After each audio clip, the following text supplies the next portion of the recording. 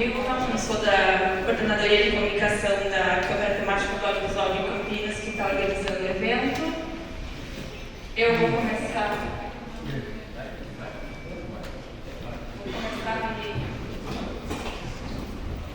me autodescrevendo.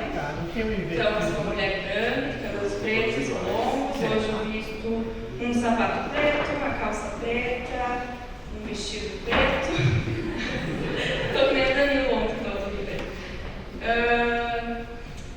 E eu peço também que os convidados que vierem aqui depois também se autodescrevam, porque a gente está gravando a mesa e vai disponibilizar depois no YouTube. Então é importante para a inclusão. Bom, antes da gente começar, eu quero ler os agradecimentos das pessoas que ajudaram a colocar a mostra aqui em funcionamento, que foram muito importantes para isso.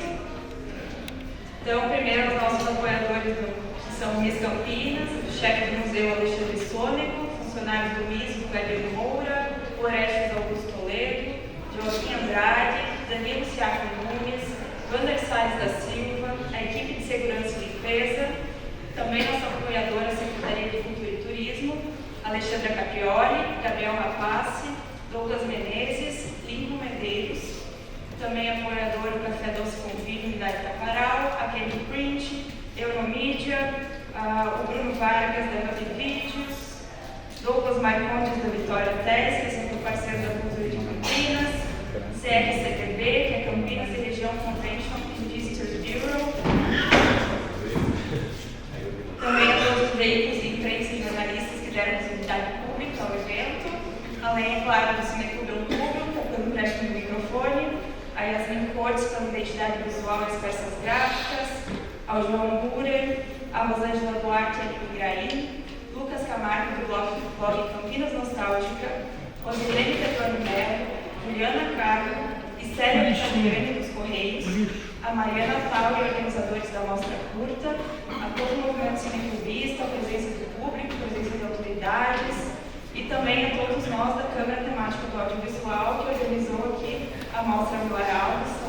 Somos nós, Adriano Menezes, Alexandre Machado, Altieri Ribeiro, Cláudia Amoroso Bortolato, Danilo Dias de Freitas, Diego Luiz de Aquino, Eduarda Vilma, sou eu, Helena Marino, Fábio Paiva, Fernanda Teodoro Viana, Rebeca Ribeiro Gomes, Janice Castro, Leandro Lima, Lucas Vega, Maurício Squarisi, Rick Aranda, Rodney Santos Cardoso e Tanael César Petrinho.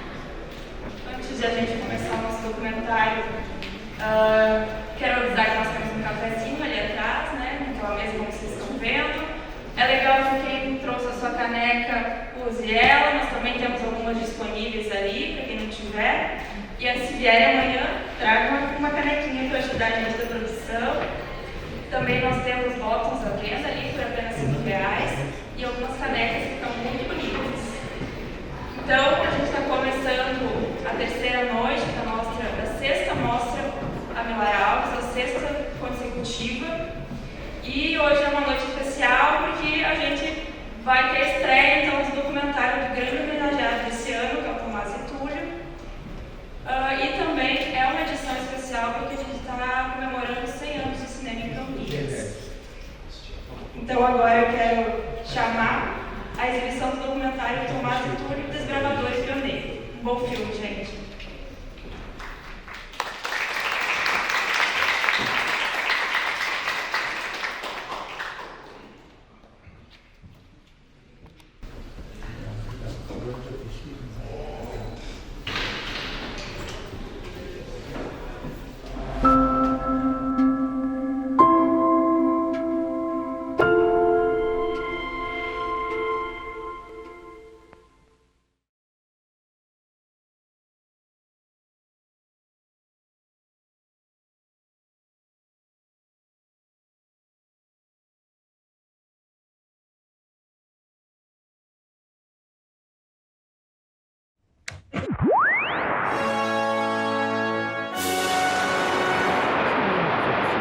Chamava-se? É João da Mata. João da Mata. É. Filme de 1923. Isso. Pessoas inteligentes. E ele foi a primeira pessoa que em Campinas montou um rádio no tempo que não existia rádio ainda. Uhum. Você então tinha intimidade com o Túlio, Túlio, é. que era um cinegrafista. É. Ele era fotógrafo, o que que ele era em Não, Campinas? se você permite que eu conte... Sim. É pena que ele não esteja aí, sabe? É um rapaz muito inteligente, formidável mesmo, sabe? Quer que eu conte um pouco Sim. da vida dele também? Sim, sim, sim.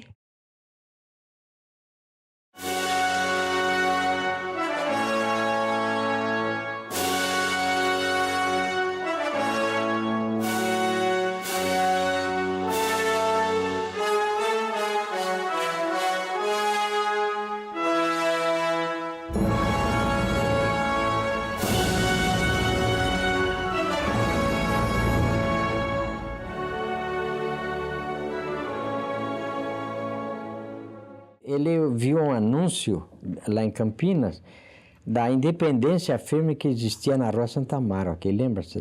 Não lembro. Não. Bom, isso foi no tempo também do cinema mudo mesmo. Ele apareceu aí, ele nunca tinha visto uma câmera de cinema. Chegou aí e apresentou-se como cinegrafista. E foi lá, deram-lhe uma Gaumont pesadíssima, sabe? E disseram a ele que vai até a câmara escura, carrega o chassi, depois você apanha uma condução e vai até o Ipiranga. E cinegrafe lá o museu, a estátua que existe na frente do museu, né? Do melhor ângulo que você encontrar e traga o filme. Aí vai ser o seu julgamento. Tinha muitos cinegrafistas na ocasião. Ele foi lá, apanhou na câmara escura, porque ele nunca tinha visto nem o chassi, quanto mais carregar, né? Bom, no fim ele se desempenhou. Passou a mão na Gaumont e foi lá para o Ipiranga. Sabe o que aconteceu? Foi o número 1 da turma. Ele Pegou o primeiro lugar. Ele nunca tinha visto uma câmera. Vê que coisa inteligente.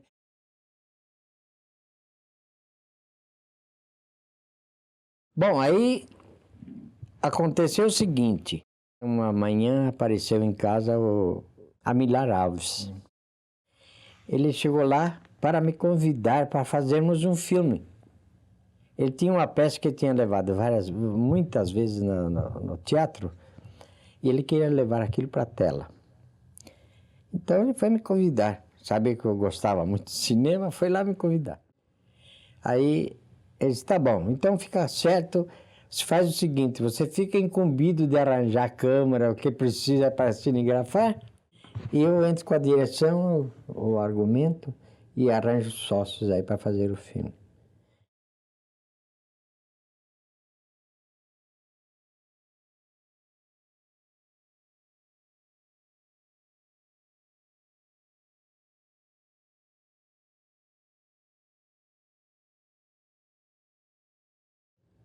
E com o Túlio nós viemos a São Paulo.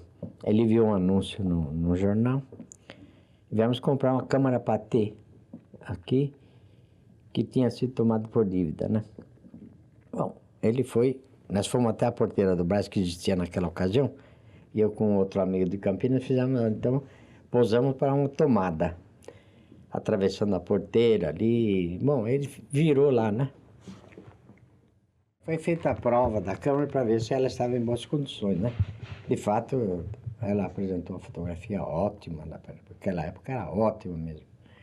Aí fizemos a compra. Comprei, uma parte é dinheiro, outra parte é prestação.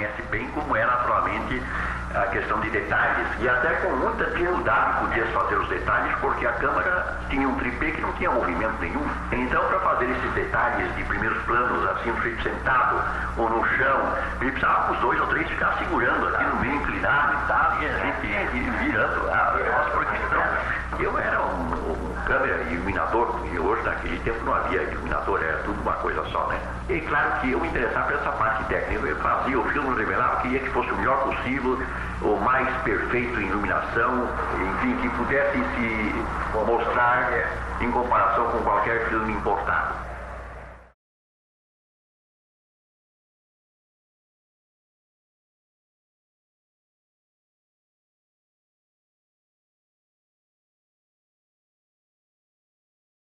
Quem filmava era o tal de Maso Túlio. Ele filmava todos os filmes em Campinas. Aí foi que eu fiquei conhecido Tomás de Túlio, que foi o nosso único cinegrafista em Campinas. E toda noite nós palestrávamos. A gente encontrava no cinema e ao sair de lá íamos a um barzinho em frente do cinema e ali iniciava uma palestra sobre cinema, né? O que nós tínhamos visto na tela, naquele filme que acabava de ser exibido. E ali a gente combinava, percebia os truques que ele tinha usado para fazer aquelas cenas tais e tais, né? E nos cinemas aprendemos cinema. Foi assim.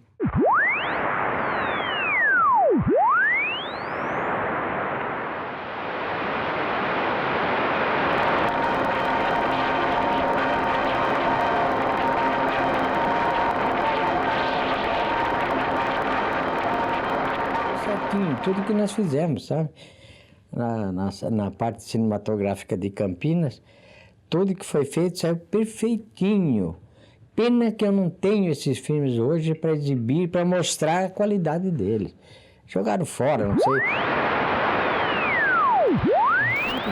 Então nós temos aqui uma ficha técnica que eu gostaria de que você confirmasse. A produção era da Fênix Filmes. Isso era o nome dele. Um associado chamado José Zigiati. Zigiati. Era um alfaiate de lá. O Vitorino, qual era o ofício dele? Ele era coproprietário de uma loja na Rua Barão Jaguara, Casa Bucci. E o outro era um alfaiate, também coprodutor. Também. E tem mais um. Tem um executivo chamado Francisco Castelli. Esse era um senhor já de idade. Eu não estou bem a par da profissão dele, mas era um capitalista também.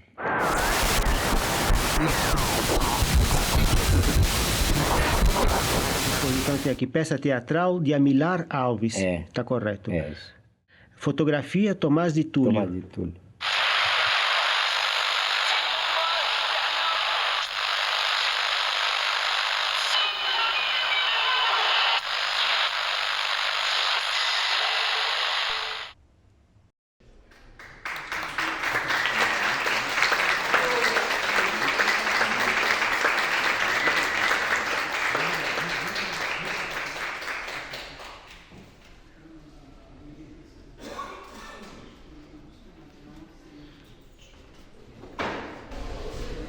Agora a gente vai ter um bate-papo com os diretores do filme, que vão contar um pouco sobre o processo de pesquisa e outras curiosidades. Eu vou chamar agora quem vai conduzir o debate, que é a Fernanda Viana, que é cineasta, professora e trabalha com produção audiovisual, mostras, festivais e cineclubes. É membro da CTAB e atualmente está na Coordenadoria de Organização Interna.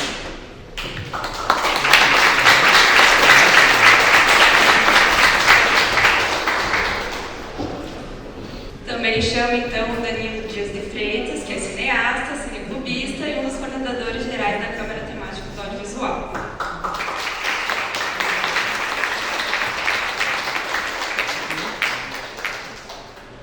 E o Murilo Dias de Freitas, que é filósofo, técnico de som e estreante na direção cinematográfica.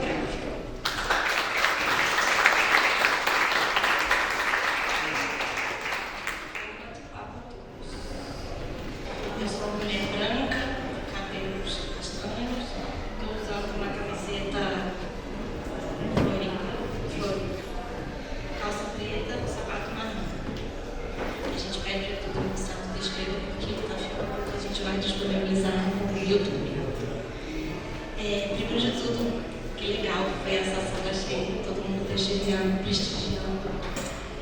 estreia do documentário. Eu queria chamar o Joaquim para sentar aqui com a gente, que faz parte da equipe.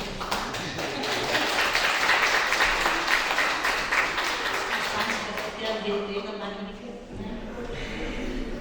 Obrigada pela presença de todos. Eu queria também elogiar o filme. Eu participei do processo da pesquisa acompanhando à distância, então acompanhando todos os comentários, tudo o que vocês estavam pesquisando, e eu sei como é difícil fazer uma pesquisa e ter que se ater a um filme de curta-metragem. Então, como fazer esse recorte? O que escolher? O que entra, o que sai? Que recorte, né, que vocês escolhem para o filme? E pensando também narrativamente, nas questões estéticas. Então, eu queria que vocês falassem um pouco disso, tanto em relação à direção, quanto à montagem, todo como foi esse processo de pesquisa e essas escolhas para esse documentário. Por favor.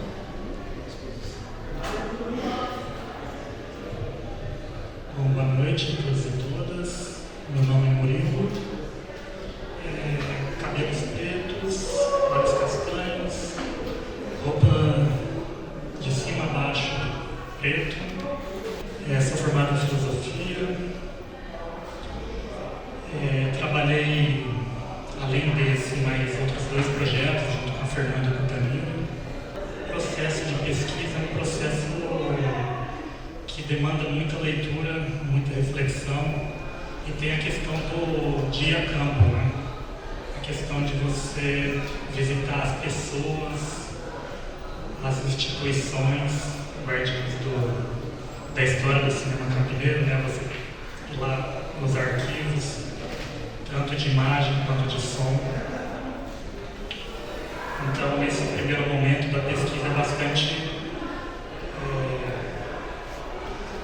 difícil, mas também mais tranquilo, por conta de você não ter que selecionar, organizar e tirar muita coisa que você gostaria que ficasse dentro e você deixa de fora.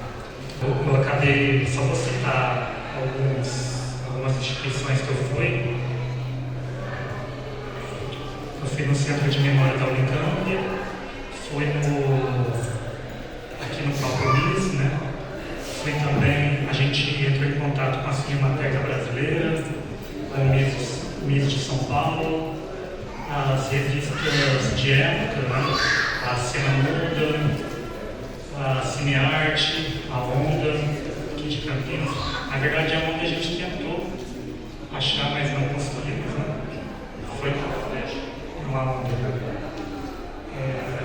o jornal que eu tinha escrito. Então a gente viu Cinearte, Cena Muda e algumas outras revistas de cinema da época. Além disso, a gente também visitou os periódicos, né? Correio Popular, Diário do Povo, a Gazeta de Campinas, uma série de periódicos que cobrem esse período. Então, mais ou menos isso. Bom, boa noite, meu nome é Danilo, estou com um tênis preto, uma calça, sei lá que cor é isso, bege talvez, uma camisa de manga curta azul, sou um homem branco, cabelos pretos e barba preta.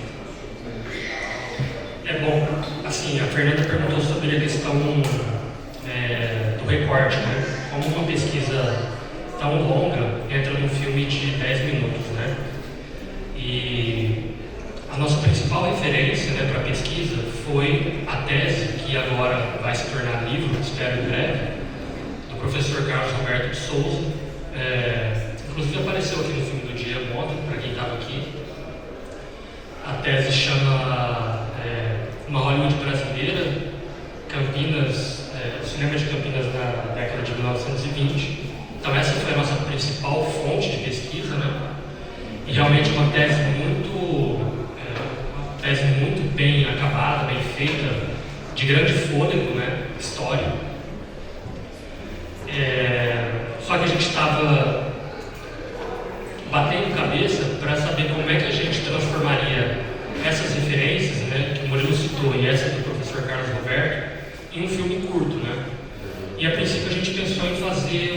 narração com a nossa voz, né? Até porque a nossa pretensão, né, no filme de 10 minutos, era simplesmente colocar um pouquinho de luz sobre essa personagem histórica, que é o Tomás de Túlio, que, enfim, pouca gente conhece, né? Inclusive a gente.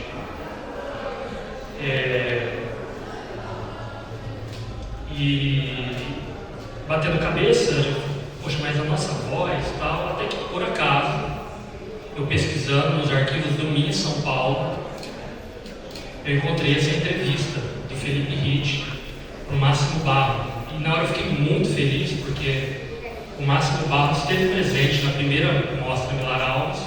Inclusive a gente dedica ali o filme à memória dele, né? Porque ele faleceu há 2 anos atrás, se não me engano.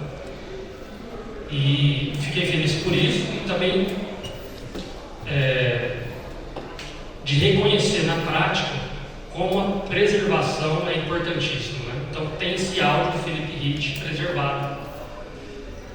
E aqui a gente recortou, sei lá, 6 minutos, mas é uma entrevista de mais de 1h30, 1h40. Então, por exemplo, aquela referência do fim, né, quando ele fala que se encontrava com o Tomás de Túlio após os filmes que eles assistiam num bar à frente do cinema para conversar sobre cinema, a gente coloca imagens de um filme do Demille. E isso também é uma referência que ele deixa nessa entrevista para o Máximo, né? Então é uma entrevista riquíssima de detalhes históricos e até de tirada de dúvidas, né? Porque algumas informações conflitam um pouco, né?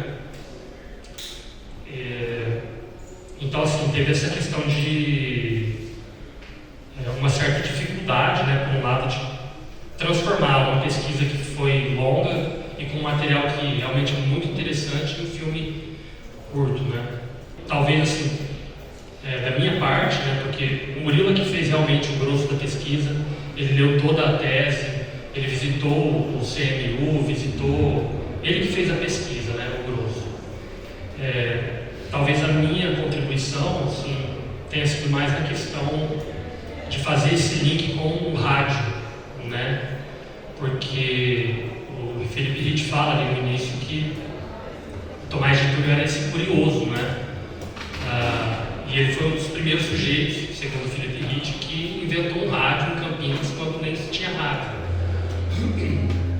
E é engraçado porque a primeira transmissão radiofônica do Brasil foi em 1922, com a transmissão no Teatro Municipal do Rio de Janeiro do Guarani, do Carlos Gomes, que aparece no filme também, a gente coloca ele como referência.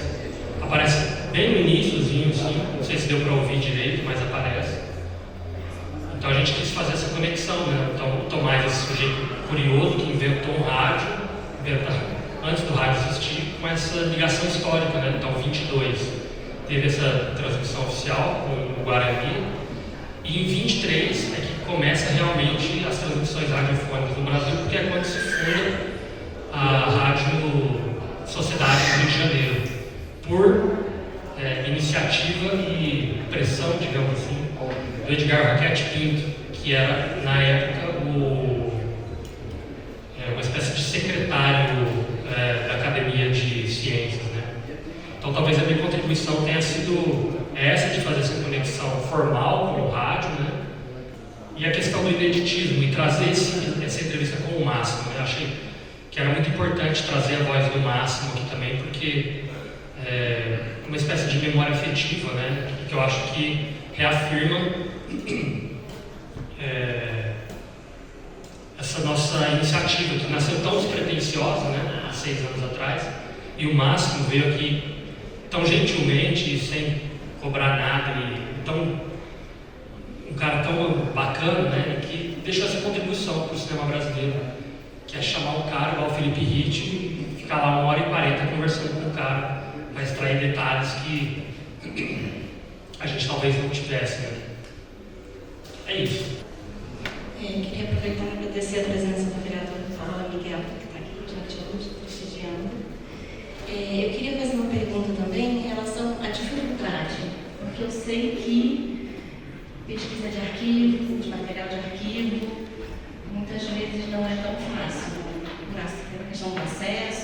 questão da preservação do material, da qualidade. Então, se vocês puderem falar um pouco como foi essa dificuldade de chegar ao material, questão de preservação, tiver algum comentário, alguma curiosidade sobre isso. E depois acho que pode abrir para as perguntas.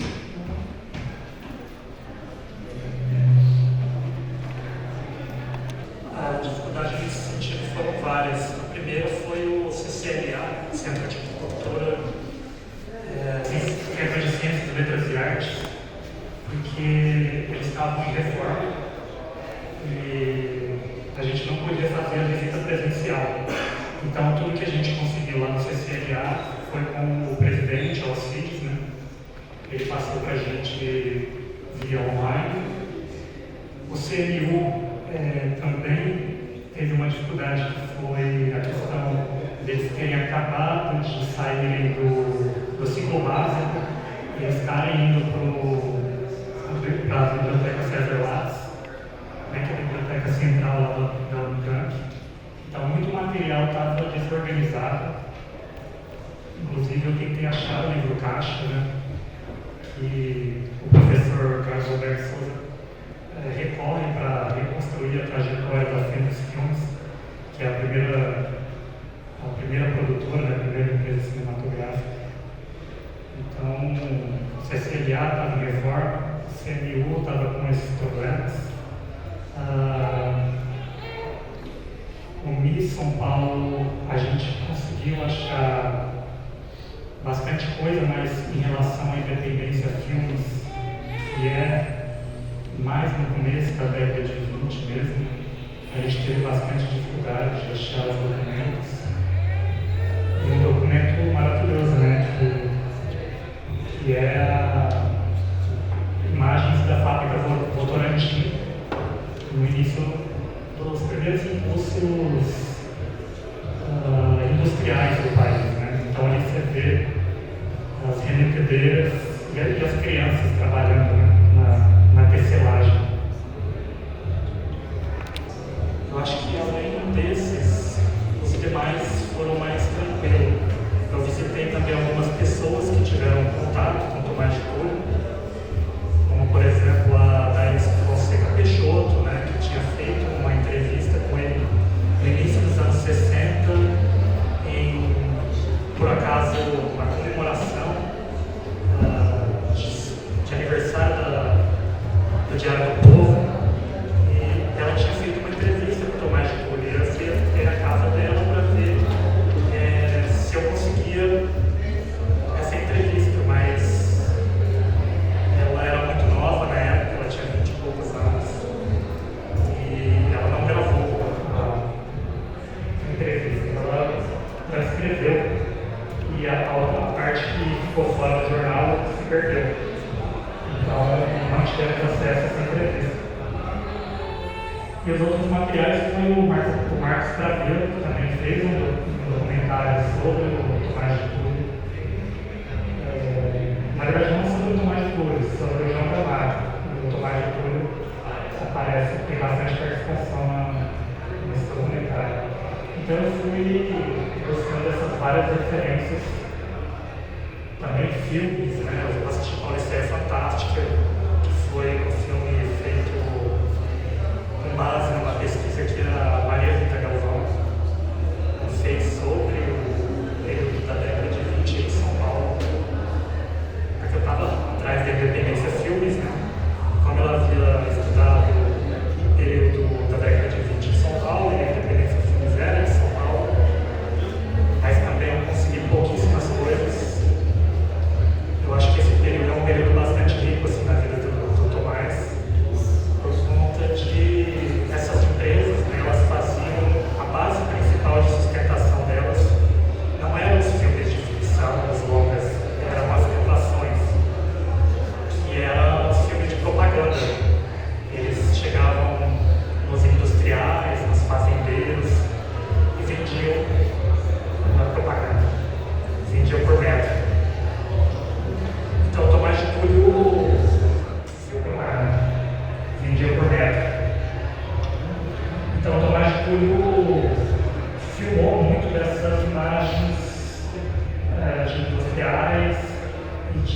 fazendeiros de café no interior paulista. Essas imagens a gente não conseguiu achar, foi bastante complicado, só aquela que realmente foi do filme. Então, é mais ou menos isso, as dificuldades que a gente teve para encontrar os arquivos. Eu acho que vale a pena mencionar duas coisas, que é aquelas imagens que vocês viram preservadas, João da Mata mesmo, mas foram teleencenadas no filme do professor Carlos Alberto Souza. Foi dali que a gente conseguiu extrair aquelas imagens, inclusive a música também está presente nesse filme do professor Carlos Alberto, a gente só reproduz aqui, pedimos autorização para ele, para reproduzir, ele aceitou. E acho que outra coisa que vale a pena mencionar também em relação à independência do filme é que a independência do filme ela começou a existir justamente por causa da independência, da comemoração dos 100 anos da independência do Brasil. Então, à época, o governo brasileiro, com o intuito de fazer propaganda do progresso do país, começou a contratar produtores nos estados para fazer filmes mostrando as indústrias, os campos, enfim, a parte administrativa. E o Tomás Júnior, então, é empregado nessa empresa de independência filme, que é contratado pelo governo do estado em 1922. E aqui em São Paulo, porque várias empresas foram contratadas para fazer esse trabalho, mas a Independência Filme no início tinha sido contratada especialmente para gravar a exposição internacional de comemoração dos 100 anos da independência do Brasil, lá no Rio de Janeiro. E essa empresa foi aberta pelos irmãos Delmíquia. O menor de Delmíquia, muito por causa da sua influência política, por ser chefe de jornais importantes na capital, e com ligações políticas, conseguiu esse contrato com o governo. E o José Delmíquia era o irmão encarregado pela parte técnica, digamos, da produtora. E além dos dois tem também o Armando Pamplona, que era uma espécie de burguês da época, que tinha conexões políticas também importantes. E as duas imagens em movimento que aparecem da Independência Filme, da fábrica de Votorantim e da fábrica de Cubatão, quando a gente procurou no banco de conteúdos culturais da Cinemateca, não está acreditado o fotógrafo. Então não se sabe quem é o fotógrafo desses dois filmes. A gente colocou um filme para dar essa orientação do que era a Independência Filme, mas não se tem certeza, e eu acho provável que não tenha sido o Tomás, mas eu teria que pesquisar. Por que eu acho que não foi? Porque ele não era o principal fotógrafo da Independência Filme. O principal era o outro, que agora me foge o nome, mas o Tomás, eu sei disso, porque está na tese do professor Carlos Alberto, ele filmava muitas coisas aqui em Campinas mesmo para a Independência Filme. Se até que ele filmou um jogo entre Guarani e outro time, que me foge o nome agora. Então, não é a Ponte Preta. Mas é isso. Público agora. Eu queria fazer uma pergunta, mas só queria antes falar uma coisa do Máximo Barro, Ele era mais conhecido como montador. Ele fez a primeira moviola, construiu a moviola dele, que está lá na Cinemateca de Curitiba, E ele era pesquisador de cinema brasileiro também, E a maior qualidade dele, era a generosidade, Ele montou muitos filmes do Núcleo. A gente ia lá na moviola dele, ele tinha ali na 13 de Maio, em São Paulo, Montava na própria moviola dele ou na moviola lá da FAAP, Então eu acho muito legal esse crédito que o Máximo Barro e veio aqui, assim, como o Danilo fala, gentilmente, ele e a Pérsia, a esposa, passaram uma tarde e uma noite com a gente aqui, Mas o que eu queria perguntar a Metrofilmes, que são vocês aí, fizeram aquele filme lá na África, Tratando daquela questão das mulheres africanas, Aí eu vi outro filme de vocês, que é As Haitianas, né, Fernanda? Tratando da vida daquelas haitianas que vivem em Campinas. E agora vocês fazem um filme de um cineasta, né? Então eu queria ver qual essa coisa de, uma hora você está tratando da vida daquela pessoa, né? Agora das mulheres africanas. Agora, quando você trata de alguém do seu próprio ofício, né? Me parece que é uma coisa diferente, assim, parece que você também está meio que olhando para si mesmo, né? Então, eu queria perguntar isso para vocês aí. São processos diferentes, né? Processos muito diferentes. E em cada filme, acho que isso é uma coisa também que a gente procurou desde o início, que é poder, dentro da Metrofilmes, né, que é mais um selo do que propriamente uma produtora, digamos, é da gente poder experimentar. Então, a Acampada Maria foi eu que dirigi, né? E montei. O Murilo fez o som nesse filme. No Haitianas eu só montei, a Fernanda dirigiu, a Lara que está aqui fotografou, o Murilo fez som, eu montei. Nesse eu fiquei mais, eu que fiz produção, uma coisa que eu nunca tinha feito muito, assim, de ir atrás mesmo das pessoas, uma coisa que geralmente a Fernanda que faz. Então foi mais essa experiência de experimentar outros momentos do processo, né? Então é mais isso, assim. Agora, em termos disso que você pergunta, né? De como que é você fazer um filme sobre uma pessoa do seu ofício, né? O que dá pra dizer é uma coisa até que eu brinco muito, assim, porque eu sou cineclubista aqui no MIS, né? E às vezes quando a gente tá nas nossas conversas, o pessoal fala, mas o cinema moderno da década de 60, falando, gente, o cinema já nasceu moderno. Tomás de Túlio era modernista, porque ele filma as filmagens em locação aberta, Tomás de Túlio fazia em 20, porque tinha que se adaptar à falta de luz. Então, João da Mata, grande parte dele foi feito, João da Mata nem tanto, mas é luz natural, né? Depois é que ele próprio começa a inventar, a partir de qual filme? Da Carne, ele começa a inventar os equipamentos de iluminação dele, né? Então, e foi por isso até que a gente, de algum modo, decidiu chamar de desbravador e pioneiro, né? Porque foi até uma conversa que eu tive com o Murilo, eu queria chamar de pioneiro e desbravador. E o Murilo falou, não, desbravador e pioneiro, porque ele antes era um curioso, e eu dei razão, porque de fato, né? Você vê como o Felipe Ritt fala, um sujeito inteligentíssimo, né?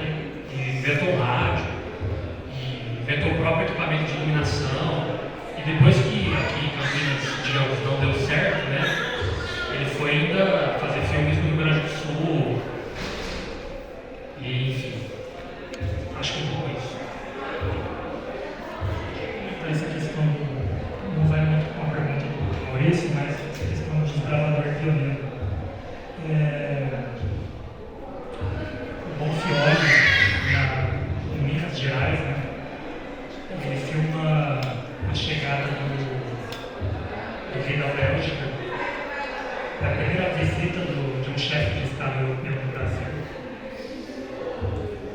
O Cambusato filma a Revolução de 23, no Rio Grande do Sul, entre Maragatos e Pica-Paus.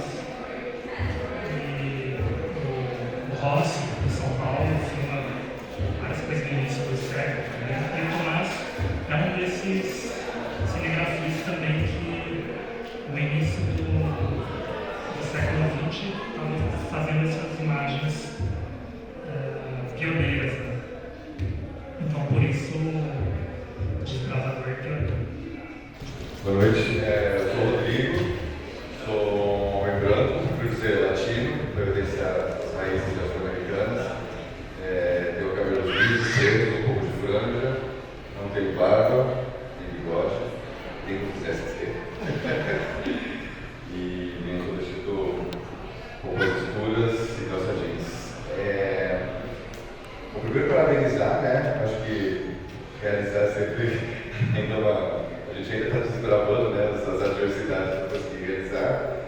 E eu fiquei pensando numa coisa, para mim, muito nova, assim, essas coisas dos arquivos, né, ouvindo vocês falando no começo, dessa dificuldade, também achando, dos acasos de como as coisas foram preservadas ou não, né. Aí eu queria propor um pouco de reflexão, assim, tipo, que loucura que é, né? De repente a gente vai achando algumas coisas que por acaso ficaram preservadas, por outras não. E isso é uma maneira, na verdade, de ficar determinar o que é capaz de ser contado ou bem contado depois, né? E esses últimos momentos de agora que a gente está vivendo, né? Tentando pensar em várias coisas, né? Como é que a gente poderia dar, que tipos de luzes dar para essa parte de preservação e de registros, né? Como essa história de filmar as indústrias, as fazendas, isso tinha uma motivação na época, só que isso produziu uma riqueza enorme de poder ver, de ver paisagens, de ver comportamentos, né, situações que às vezes não estavam nem descritas de outra maneira, né? Então, como a gente às vezes, tudo bem, a gente hoje em dia produz muita imagem besta, né, mas também, da mesma forma, besta, elas vão se perder, ou sei lá, vai ter algum problema, né? Então, sei lá, por uma reflexão do que está faltando para a gente cuidar um pouco mais disso, como é difícil escolher o que preservar também, aí queria ouvir um pouco mais de vocês, que provavelmente já refletiram bastante sobre isso, e me despertou muita curiosidade. Obrigado. É uma pergunta difícil mesmo, né? Porque, sobretudo, o que preservar e o que não preservar, né? Porque, inclusive no início aqui que a gente começou a se reunir mais frequentemente na CDAV, uma das nossas conversas era: o MIS não tem uma política de aquisição e descarte. Então tinha filmes de VHS do Pedro Almodóvar guardado aí. Nada contra o Almodóvar, mas o MIS não precisa guardar o filme do Almodóvar, a meu ver. VHS ainda, né? Então, assim, é o que a gente já está cansado de falar. Precisa de política de Estado, precisa de gente que estuda de fato isso, né? Estuda, que lida com arquivo, que lida com história, que é historiador do cinema. Nós somos realizadores, né? Então a nossa pesquisa é mais intuitiva e mais feita ao acaso, por questões específicas, mas tem gente que estuda isso, né? Então aproveitar esse acúmulo. Nós temos aqui uma universidade, né? O Unicamp, que é um centro de excelência em pesquisa, tem um MIS que precisa. Bom, se for entrar nesse assunto, acho que tem películas aí que, se não fosse a CDAV, o mínimo que as condições mínimas que agora estão preservadas, nem isso teria, que era um ar-condicionado ali, enfim. Mas o Ramiro podia responder até de maneira melhor, porque não é muito a minha seara, a questão da preservação, né? Mas o que eu posso dizer é que é muito importante, né? Porque dá pra gente, por exemplo, se ver a nossa história, enfim, e ter acesso a coisas que a gente não tinha e colocando tijolinho daquilo que a gente conversava um pouco ontem, que é a questão dessa identidade, né? Você vai começando a se sentir mais próximo da cidade, mais próximo de quem realiza, mais próximo, enfim, das pessoas da sua profissão. Acho que é um pouco isso.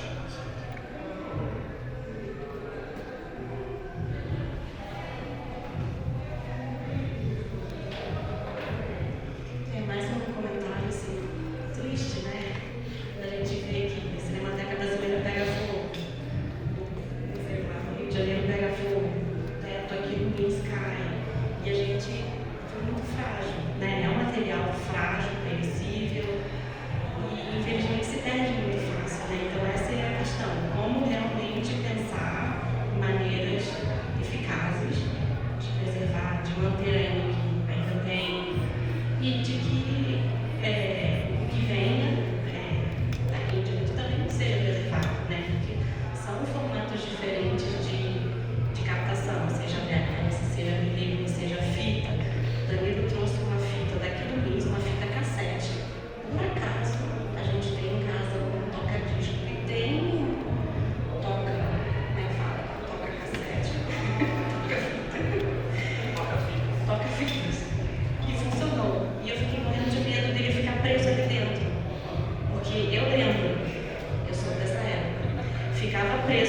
coloca a fita, amassava toda a fita ali dentro, a gente puxava aquela fita.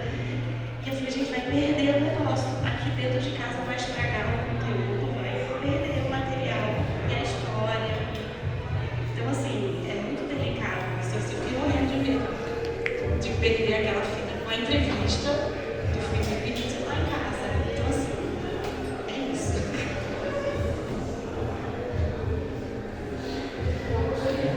Só um complemento rapidinho antes que a Fernanda falou, que na verdade assim, o perigo não era tão grande, porque as fitas que eu levei, embora eu tivesse preservado a materialidade dela, o conteúdo já não está mais. Então, assim, é uma entrevista, na verdade, que eu suponho que foi a Thaís Peixoto que fez, inclusive com a presença do Maurício, do Tomás de Túlio. Você já encontrou o Tomás de Túlio? Você não, né? Não, porque estava escrito na fita, entrevista, olha, Tomás de Túlio, Carlos Roberto Souza, alguma coisa assim, né, Joaquim? Isso. Mas a fita está, enfim, então tem esse problema também, porque a fita não está catalogada direita, mas é uma questão, não é culpa dos funcionários do MIS, é uma questão de falta de política consistente para a questão, né? Então a Fernanda não precisava ter esse medo, inclusive porque não era a entrevista do Felipe Hitch. A entrevista do Felipe Hitch estava bem preservada lá no MIS São Paulo, em arquivo Wave, um arquivo muito bom. Oi, boa noite. Eu sou Rebeca, sou uma mulher parda, tenho 1,70 m, cabelos castanhos, levemente ondulados na altura dos ombros. Estou usando uma camisa de mangas compridas branca, um crachá de cordão preto, onde está escrito meu nome, e um colar também bege, com miçangas verdes e sementes vermelhas, calça bege e bota marrom. Sobre a questão da preservação, é muito interessante porque os nossos filmes, eles correm mais perigo de se perderem do que os filmes de 1923, né? Nossos filmes em digital. E a gente não está fazendo nada para poder cuidar deles melhor, né? Porque a gente pode realmente esperar que a Cinemateca Brasileira venha cuidar deles. É papel do Estado, está na lei. Tem um artigo que fala exatamente sobre isso, né? Que o Estado ele é responsável por preservar e difundir a memória cultural e por inúmeras razões e omissões isso não acontece. Por exemplo, no Brasil, a lei do depósito legal é muito recente. Dos anos 90, 96, 98. A lei mais antiga do depósito legal, que é quando você deposita o seu filme em uma cinemateca ou em um arquivo geral, a lei mais antiga é da Argentina, dos anos 50. Então é muito recente isso, mas como a gente também tem uma parte de responsabilidade nisso, né? Porque sabendo das fragilidades dessas políticas, que elas não são políticas de Estado, são políticas que vão e vêm, né? Fica tudo muito frágil, então que a gente também seja responsável pelos nossos filmes, né? Que a gente cuide. Esse filme, por exemplo, que a gente possa cuidar e acessar ele daqui 10 anos. Todo mundo já perdeu coisas de 10 anos atrás, de 5 anos atrás, tenho certeza. E a gente vai continuar perdendo. E como a gente pode mudar isso, né? Porque o cinema, ele tem passado, né? Mas será que ele... Quer dizer, o futuro, ele tem, né? Passado, a gente não sabe, porque no final das contas a gente tem que tomar os nossos filmes pra gente, né? E realmente buscar maneiras de cuidar deles, exigir sim que o Estado faça o seu papel, mas não esperar somente isso, né? Somente que o Estado faça algo, até porque na Cinemateca a gente sabe que filmes estão, né? Os nossos filmes provavelmente não estão. Como a gente também precisa criar nossas próprias cinematecas, né, para poder acessar esses filmes. É isso que eu queria comentar. Viram como é bom ouvir quem entende do assunto? Boa noite, eu sou Janice, estou com uma bota preta, uma calça preta, uma blusa verde, um bottom da semana e um crachá. Eu uso óculos, tenho cabelos avermelhados e sou uma mulher branca. Eu gostaria de saber assim, como foi a burocracia para acessar essa entrevista. Vocês tiraram, vocês foram lá, agendaram, como que é isso? Bom, da minha parte eu posso falar da entrevista do Felipe Ritt ao Máximo Barro. Foi relativamente tranquilo, porque a entrevista não só está bem armazenada, como está disponível online. Então eu ouvi e solicitei para o MIS.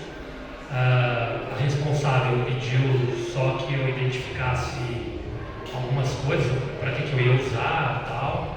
Ela disponibilizou os arquivos e o Wave me mandou, assim, não lembro se foi pelo Drive, ela me mandou pela internet. E para a utilização no filme, aí eu tive que pedir autorização para direito, como é que fala? Uso de voz, né? Aí entrei em contato com a Fábia Barro, que é filha do Máximo Barro, que concedeu gentilmente, assim, tranquilo. Fui atrás dos descendentes, herdeiros do Felipe Ritt, mas não encontramos ninguém. Então está sendo usado sob risco.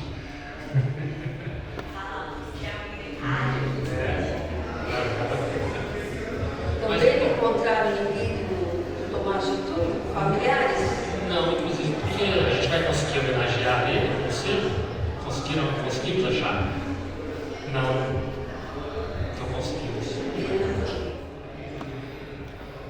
Mas, Janice, eu cheguei a entrar em contato com os familiares. O Célia, se eu não me engano, eu não sei se é prima, se é irmã, não é? Porque ele faz tinha irmão. Mas não sei, eu tentei entrar em contato com ela, eu liguei várias vezes, mas ela não me atendeu.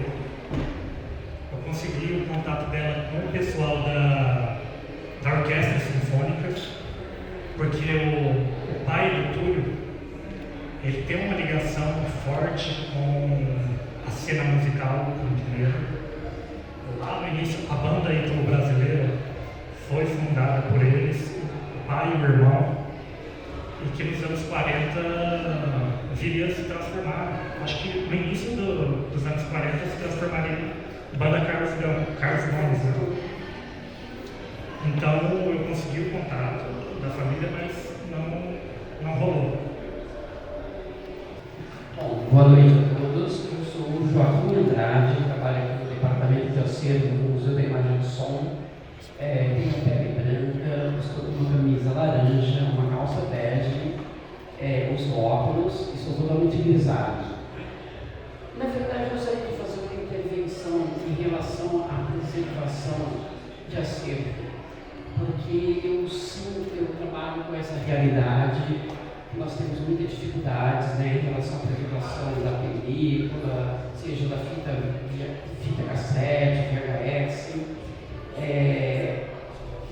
Eu, nesse momento, fico emocionado, satisfeito de estar na plateia e poder ver um filme, né, realizado por eles e ter tido a presença do Danilo fazer uma pesquisa sobre o áudio, né, a fita cassete do Tomás de Túlio. Não sei se ele conseguiu utilizar em certos ou não, mas de qualquer forma é uma satisfação imensa, porque a gente só consegue sentir o valor do que é trabalhar no acervo quando você vê um resultado.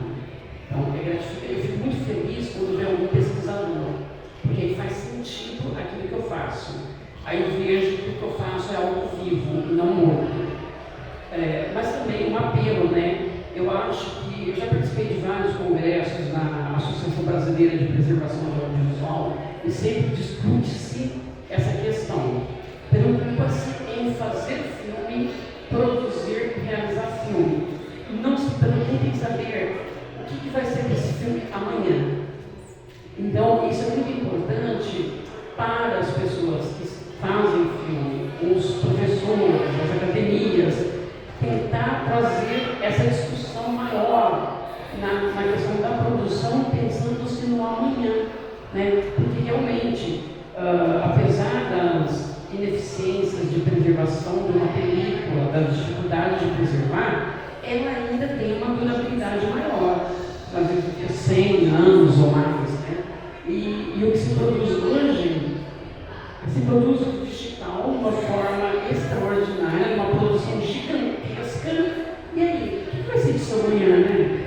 E como armazenar e guardar tudo isso? Né? Então, assim, eu queria fazer uma intervenção e outra. Colocar que eu vejo muitos projetos de exibições de filme, de produções de filme, e poucos projetos de cavar para resgatar esse passado e esses materiais que se perdem. Né? Então, eu acho que é uma reflexão que eu estou colocando nesse momento, né? Para que nós, produtores, realizadores, pesquisadores, críticos, ou até para pé mesmo, que se preocupe em ajudar esse movimento de resgatar a memória, porque né, senão fica morta. Então é muito importante, né, essa questão da preservação, porque assim, eu estou aqui nesse momento no meu acervo. Brevemente eu não estou mais, estarei aposentando. Então, se não tiver novas pessoas com uma consciência de valor pela história da cidade, o que eu vou deixar aí, o mínimo que ficar, totalmente se poderá se perder. Tá? Então, assim, muito obrigada pela permissão dessa intervenção e parabéns pela iniciativa, pelo trabalho. Muito obrigada. Bom, eu sou o Cauê, sou um homem branco, de óculos, calça jeans, camisa vermelha escura, sapato marrom. Eu ia fazer outra pergunta, mas aí com essa história de preservação, enfim, para não me alongar, vou fazer uma pergunta diferente do que eu tinha imaginado inicialmente. Primeiro, fazer um comentário sobre que eu também, no último filme que eu fiz, eu também tive que resgatar material de arquivo. Inclusive vim aqui no MIS pegar material com o Joaquim, então eu queria fazer essa lembrança, agradecer muito o Joaquim, é um material gravado pelo Orestes e que está aqui no MIS, enfim. Então é importante essa lembrança e para complementar esse comentário que o Joaquim fez, é muito importante esse trabalho de preservação. E fazer essa coisa de, na hora que a Rebeca estava falando de preservação, de que o que a gente tem mais fácil de se preservar, eu fiquei pensando, eu já fiz alguns curtas, e aí eu fiquei pensando que se queimar 4 HDs que tem em casa, eles deixam de existir. Simples assim. Exato. Então assim, se a gente fala que a preservação em película complicada e tal, e é mesmo, no nosso contexto eu não sei se é tão melhor assim, né? Enfim, porque também, eu também não me preocupo falando isso, mas é uma autocrítica, também não tenho preocupação nenhuma com isso. Talvez eu me dê conta de que pifar o HD e eu falar que eu Deus, né? E aí só uma pergunta então de curioso, se aquelas imagens do João da Mata são as únicas que existem, e, enfim, porque é muito interessante essas imagens. E parabéns pelo filme, muito bacana, mas eu fiquei curioso de querer ver mais imagens do João da Mata, né? Sim, tem mais imagens. Se eu não me engano, a película inteira era de 1h30. O que sobrou foram 40 minutos. E você pode encontrar elas tanto no filme do professor Carlos Alberto Souza, no drama Caipira, dedicado a Caio Cheio, assim como também você pode encontrar uma boa parte dele na Pauliceia Fantástica, que é um filme do João Batista de Andrade. Então você vai conseguir achar esses dois. Mas em película é que é a questão, né? Porque até onde eu pude compreender na tese do professor Carlos Roberto,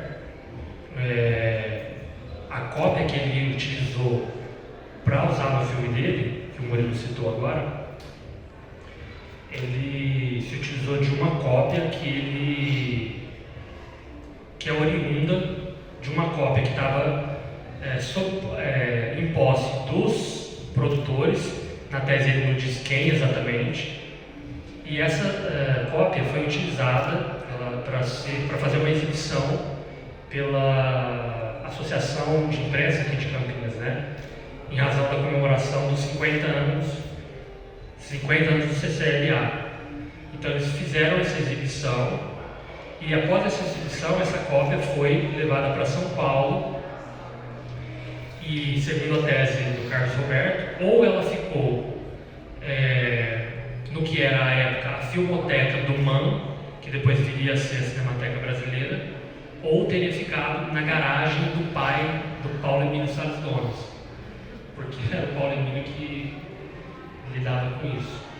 E aí ele comenta na tese também que ele pegou o filme de película na mão, mas ele fez um processo que ele mesmo, fazendo uma autocrítica, disse que não faria hoje. Que é, ele pegou as partes que estavam já, eu não sei o termo correto, mas estavam tipo deteriorando muito, e descartou para poder preservar o que ainda tinha sobrado, que é isso que o Murilo está se referindo, esses 40 minutos e tal. Agora, se esses 40 minutos estão preservados em película, eu não sei, lá na Cinemateca. Então, você acha que tá? Tá. Eu acho que não dá pra dizer. Não dá pra dizer. Não dá pra dizer. Porque depois do incêndio, ficou tudo muito desorganizado nesse sentido. Eu teria que perguntar, mas eu acho que não dá pra dizer se tá mesmo. Oi, meu nome é Lucas, eu tenho cabelo preto, sou branco e estou usando uma camisa branca. Acho que é uma provocação, uma constatação e uma pergunta.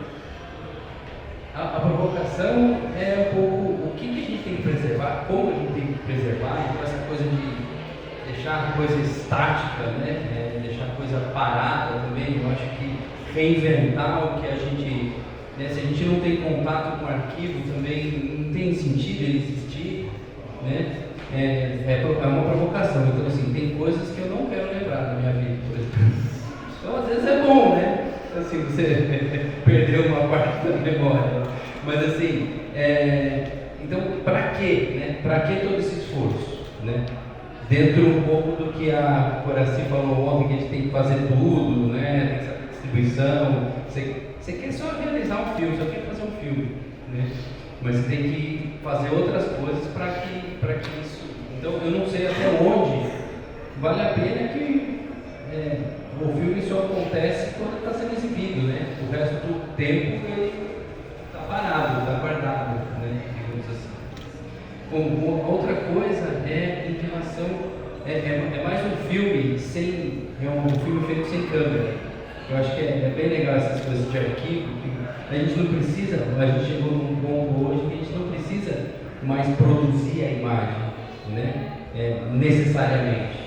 Então, eu acho que isso é usar os arquivos dessa maneira, talvez, não sei se é uma maneira de utilizar, deixar o arquivo vivo.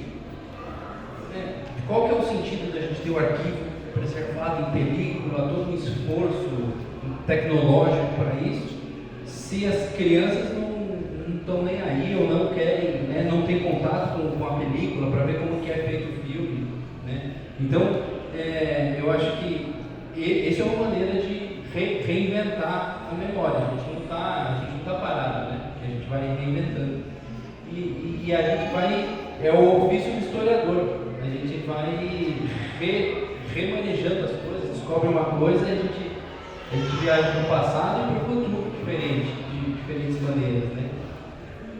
E aí, a pergunta é... Como realizador, é melhor ser realizador, talvez seja uma provocação, mas é melhor ser realizador de gabinete, assim, ser realizador de estudo. Com a internet, sei lá, com o YouTube, você pode fazer filmes maravilhosos sem sair de casa, digamos assim. Será que a gente precisa produzir toda uma parafernália assim, para produzir imagens? Bom, a primeira provocação, né? Talvez precisasse de um pouco mais de tempo para digerir e pensar, mas assim, de bate-pronto, bom, eu não sei, não vou saber o que dizer, vou ter que pensar um pouco melhor sobre essa primeira questão. Sobre se é possível, a última questão, né? Tem imagens aí, gente, as imagens da câmera são aquela câmera que está lá. É que eu fiz um zoom bem delicadinho, então parece que é uma fotografia, né? Mas é a imagem em movimento aquilo lá. Mas eu acho que a sua pergunta não é essa, né? A pergunta é se... Eu acho que, cara, cinema é imagem em movimento, né? Então pode ser no gabinete, pode ser na rua, pode ser com Super 8, pode ser com celular, desde que seja uma coisa, como você disse, viva, que seja exibido, que seja que a gente converse sobre, que seja um fato cultural, estético, político, né? Agora, na questão de preservação em específico, quando você estava falando, eu pensei em uma coisa curiosa, que tem um livro daquele historiador, Mark Ferro, que ele fala sobre cinema. Eu esqueci o título do livro agora, mas ele mais ou menos diz que o captador de imagens no início do cinema, ele era, como o Tomás de Turco provavelmente era desconsiderado, porque o cinema não era uma coisa digna de nota, o que era importante era a literatura. O cinema era uma coisa de gente desqualificada.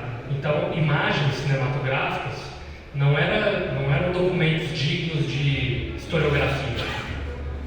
Então, eu acho que eles passam a ser dignos de fotografia na medida em que há uma disputa política em torno disso. Então, é uma questão muito mais política do que propriamente meramente técnica, de preservar ou não preservar, porque o que se preserva e o que se não preserva é política, né? Enfim, podemos lembrar aqui da tese clássica lá do Walter Benjamin, né? De que a história é contada pelos vencedores, né? Então a memória, a história, ela está em disputa. Agora, de que lado nós estamos na disputa, né? Então eu acho que, por exemplo, há uma importância em se preservar a memória, porque a gente pode, por exemplo, a partir desses arquivos, entender, por exemplo, que, uma curiosidade até, se tiver algum historiador aqui, na tese do professor Carlos Alberto de Souza, está dito que o estúdio da APA Filme, que foi a segunda empresa de cinema em Campinas,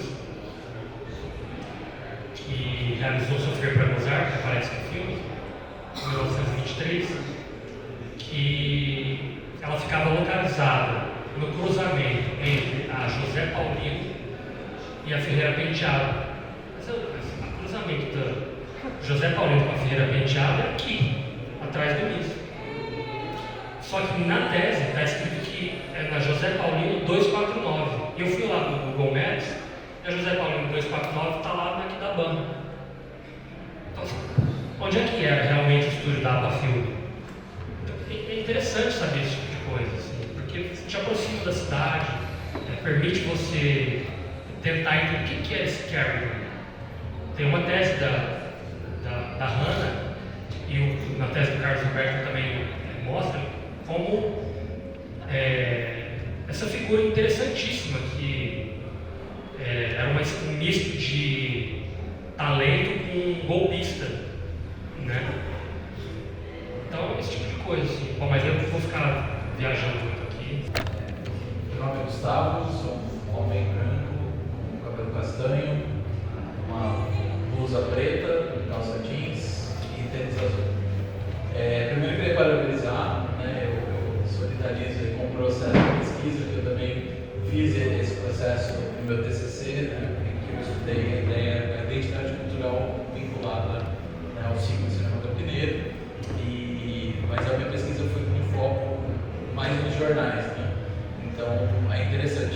Eu queria fazer duas perguntas que teoricamente conversam ali, mas a primeira seria essa, né? Vocês tiveram acesso a esse áudio de mais de uma hora, que na época que eu pesquisei eu cheguei até ele, e eu queria entender, assim, vocês ouvindo a completude, qual era a visão, assim, que Tomás tinha do trabalho, do perito, né? Ele tinha do trabalho, porque pesquisando jornais é curioso ver como o cinema ele é mais um acontecimento do que um filme, né? O acontecimento dentro dos jornais locais ele foi retratado, mas a imprensa não está nem aí para o que são os filmes.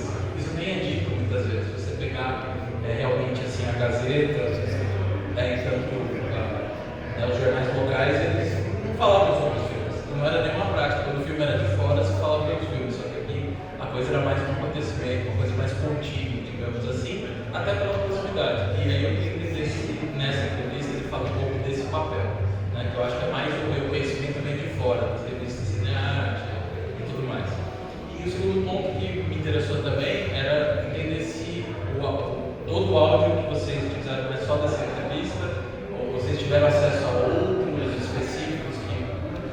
ficaram de fora, ou vocês acharam em entrevistas que é algo que me instigou assim também?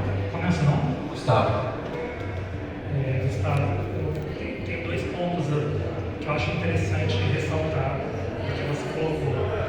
O primeiro é a questão de como os jornais da época repercutiam o cinema.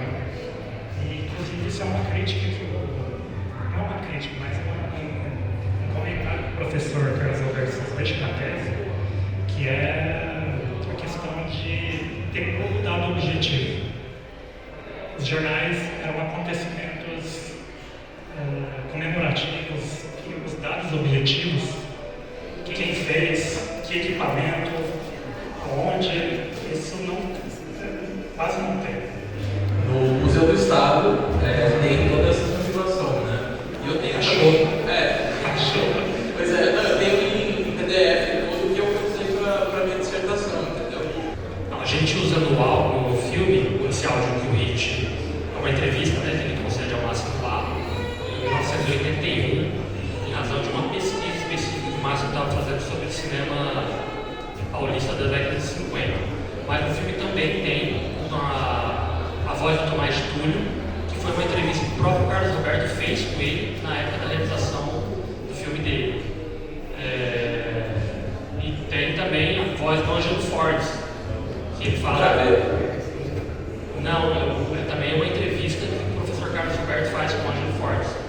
A gente tentou ter o acesso a essa entrevista na íntegra, mandei e-mail para o professor Carlos na íntegra, mandei e-mail para o professor Carlos Alberto e falou, olha, essa fita foi gravada em fita não é cassete, de rolo, fita de rolo, ou ela está no MIS Campinas, ou ela está no MIS São Paulo, ou está na Cinemateca. Eu mandei e-mail para todos, não está em lugar nenhum. Então a gente utilizou do filme. Então tem a voz do Ângelo Fortes ali também. Mas essa fita, por exemplo, dessa entrevista, está perdida, não se sabe o parámetro dela, por exemplo. Tem isso também, foi mal gravado, né? Quer dizer, não é se foi mal gravado. Sei lá. Oi, sou eu, Rebeca, outra vez. Porque a gente começou a falar ali, né, sobre os primeiros filmes, né, dos anos 20, 1900, né? E nesse momento, a preservação também surge junto, né?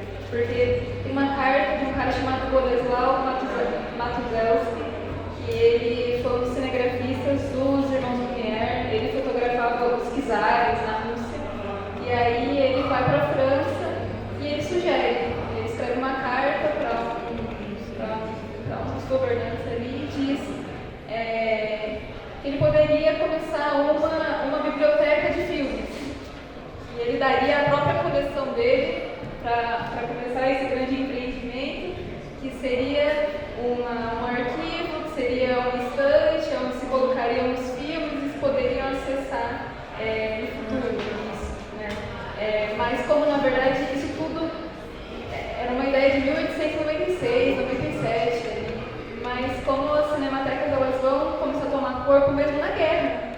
É na guerra que tudo muda, que as imagens passam a ter relevância para ser usada em propaganda. É com um certo uso, com um certo interesse da memória que as coisas passam a ter uma outra importância, né? E como você falou, que é uma grande disputa, né? A disputa pela memória. A gente perder as memórias também é intencional, né? Mas é também para a gente ter a dimensão da perda, que a gente não consegue parar a ação do tempo, né? A película é uma coisa viva, né? Tem gelatina, tem prata, o negócio está deteriorando o tempo todo, né? Então a gente possa ter essa dimensão de que a gente não pode parar nenhuma ação do tempo, a gente pode tentar diminuir, mas existe uma grande chance da gente não conseguir salvar muitas coisas mesmo, porque de fato o tempo a gente não consegue parar, a gente consegue ter alguns registros disso. Meu nome é Gentil, sou o pai dos meninos aí, cabeça branca, uso óculos, camisa manga comprida, azul, creio, um jeans escuro e um sapatênis escuro. A minha pergunta ela não é técnica, Vocês ficaram aí 6, 7 meses nessa pesquisa, com as dificuldades que vocês estão relatando, de encontrar, assim por diante. Então eu me pergunto assim, qual que é a sensação, qual o sentimento de vocês em produzir isso? Vocês acham que estão contribuindo com o quê, para quê? Qual que é a sensação? É um pouco mais sentimento pessoal, não técnico. Para mim é um sentimento muito bom. Eu adoro pesquisar, mexer com livro, arquivo, ver coisa velha é comigo mesmo. Então eu adoro, porque eu gosto, tá? Se eu acho que estou contribuindo, essa é até uma questão que eu acho que vai surgir aqui no debate amanhã, né? Já fica o convite, inclusive amanhã a gente terá um debate sobre futuro para além da nossa vocação cinematográfica. Então, por que eu acho que há uma contribuição? Porque você começa a constatar algumas coisas. Assim, há uma vocação de fato? Começam a surgir perguntas. Por que tem vocação? Né? Por que fazer filmes?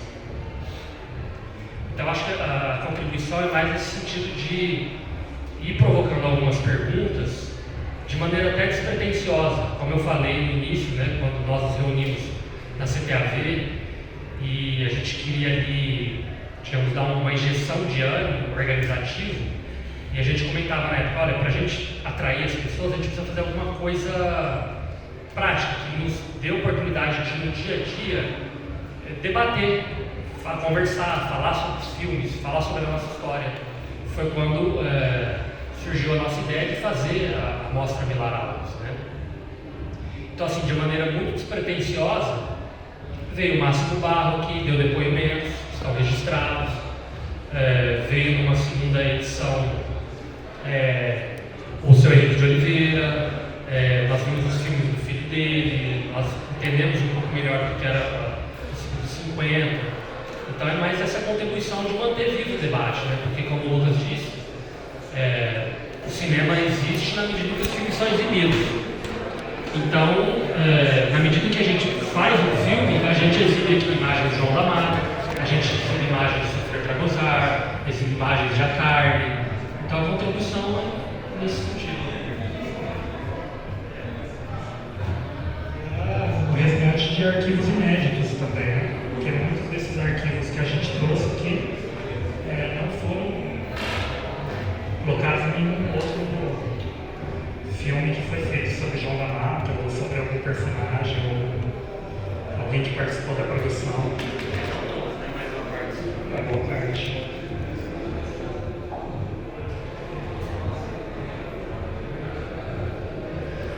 Complementando um pouco o que o Danilo falou, qual foi o objetivo que a gente teve inicialmente? Quando a gente teve uma CTAV, a gente fazia as reuniões, a gente ficava falando de problemas, nós achávamos soluções de problemas, e nós sempre questionávamos a gente. Não, vamos assistir filmes também, vamos fazer os nossos filmes para a gente assistir. Senão a gente só fica falando de teoria ou de problemas, e os filmes, né? E a gente começou a assistir os filmes uns dos outros, né? A gente se conhecer. Eu não sou de Campinas, eu moro aqui desde 2017. Em 2017 eu integrei a CTAV junto com o Danilo e fui conhecendo o cinema campineiro, como as pessoas que estavam aqui, né? O Jair Santos, o Super 8 e outros cineastas da cidade. Mas e a história? E aí que a gente foi descobrindo justamente isso. Os arquivos aqui no MIS, a história do cinema brasileiro, e aí com essa ideia de realizar essa mostra desde 2018, é todo esse resgate, né? Quais são os filmes temáticos, os ciclos campineros, e a importância disso tudo, e trazer isso para o público, né? Então, ter essa oportunidade, tanto de trazer isso para o público, trazer esse debate e produzir esse filme, para mim, que não sou brasileira, não tem interesse, né?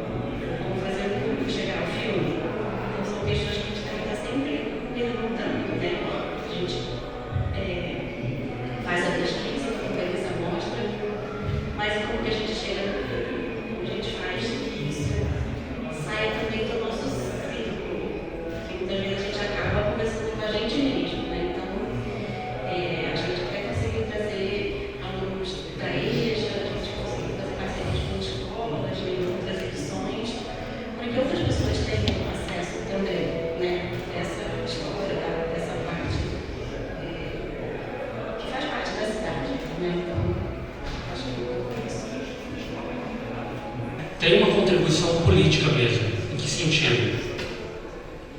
No sentido de que isso aqui não é simplesmente uma exibição de filmes em que a gente pode conversar sobre estética, por exemplo. A gente poderia conversar sobre estética baseada, inclusive, a gente faz nesse filme uma referência gráfica às cartelas e letreiros utilizados e desenhados pelo Felipe Ritt e João da Mata. Então, ali aquela moldura que o nosso amigo Diego Luiz fez é baseado nos desenhos do Felipe Ritt. Os intertítulos também têm uma estética baseada nesse filme. Então, a gente poderia fazer um debate estético sobre esse filme. Mas a gente também pode aproveitar para fazer um debate político, porque isso que a gente está fazendo aqui agora é também o que se chama de agitação cultural. E agitação cultural é uma oportunidade para a gente se perguntar, então beleza, está aí Andrei Paulo Gustavo, vocês querem mesmo fazer filme? Para quê? Essas perguntas começam a aparecer. Então, uma parcela desse dinheiro tem que ser de fato aplicado em preservação e não em filmes que ninguém vai ver, de repente. Então, essa é a contribuição também, de colocar o debate público, né? De fazer o debate público. E para fazer autocrítica, e para fazer provocação, como o Cauê colocou, né? O que a gente vai fazer com os nossos filmes, com esse dinheiro que vai chegar depois? Como que a gente vai preservar? Esse tipo de coisa. Só vou comentar um pouco essa última cena mesmo. É um filme do Cecil B. DeMille. É um filme produzido pela Paramount, em que o Felipe Ritt, conversando, ele conta no filme, numa entrevista, dizendo que ele levou o Túlio na frente do bar, depois das exibições, comentaram sobre o que eles tinham visto ali na tela, as trucagens, como é que eles faziam aquela filmagem. Então a gente decidiu trazer esse recorte do filme para dentro de nós para mostrar essa referência que o Felipe Ritt tem para fazer os letreiros, os intertítulos e as próprias trucagens do filme. Então, o Cecil B. DeMille é um dos diretores da Paramount que ele tinha como referência. Bom, boa noite, meu nome é Diego Luiz, eu sou americano, sou uma camiseta preta Bordeaux, uma calça azul claro, tenho um apoio do pai Carecas, que ele fez também a realização da vida, estou no óculos. Primeiro eu queria comentar um pouquinho, realmente eu tive o prazer de fazer com vocês os intertítulos, e o Felipe Ritt fazia os intertítulos na época do filme, foi muito legal, queria dividir com vocês, porque a gente foi refazer mesmo em cima do desenho original do Felipe Ritt, e há uns arabescos na borda dessa tela, e quando eu ouvi pela primeira vez eu achei que eram arabescos comuns, porque geralmente essas telas com arabescos elas são espelhadas, elas são, assim, os arabescos que você tem de um lado são reproduzidos do outro lado. E o Felipe Ritt não, Se vocês repararem lá depois de assistir o filme mais uma vez, vocês vão ver que um lado é completamente diferente do outro, o que não impede de ter um equilíbrio estético incrível na tela, Então isso para mim foi muito legal, porque uma certa pretensão até dividir isso com o Danilo, assim, me deu a sensação de que eu estava entendendo um pouquinho também do momento daquele artista funcionava na época. Chegando agora uma pergunta, esse filme, como todo filme, é um recorte, Não, o filme não dá conta da realidade toda, vocês tiveram que escolher um período, mas como vocês bem colocaram, ele foi um desbravador. Eu queria que vocês contassem um pouquinho, se vocês têm essa informação, de quem era o Tomás de Túlio, como ele chegou até aí e o que aconteceu com ele depois, para a gente ter um pouquinho desse contexto histórico desses cineastas. Obrigado pela pergunta. O Tomás de Túlio, o pai dele, o Pompeu de Túlio, chega com o irmão da Itália, uma leva de imigrantes, na penúltima década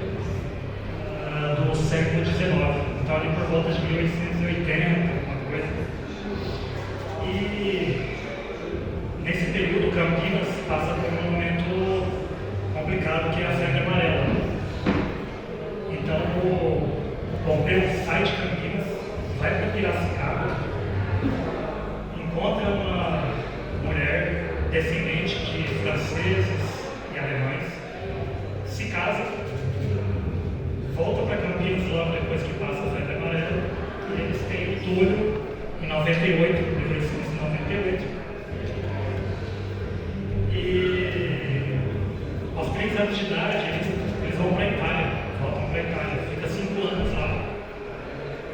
E ao voltar para Campinas, o Túlio estuda muito a ciência, ele tem um jornalzinho feito com. Ele edita um jornal com os companheiros, né? Aos 14 anos de idade, um jornalzinho chamado Flecha. Ele tem acesso a vários livros e revistas importadas da Itália que eram especializadas nesse tema. E em 21 ele tem o primeiro emprego dele, que também da PBC Filmes.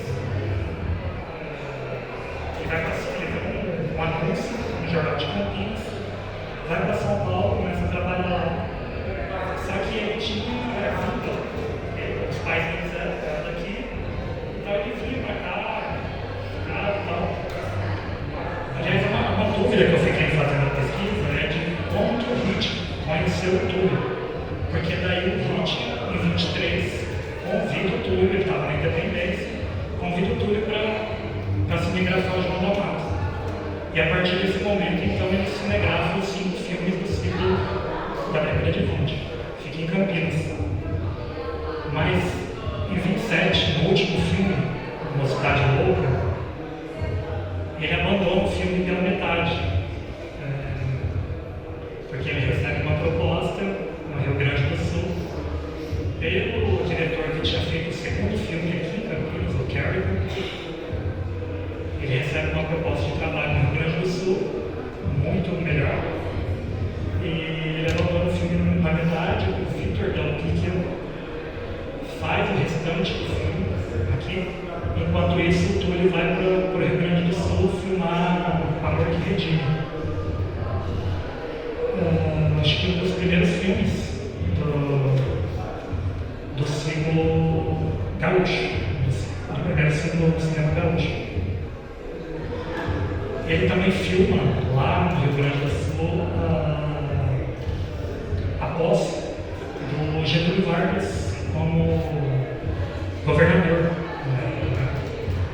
E dessa parte em diante, a gente tem pouquíssimas informações.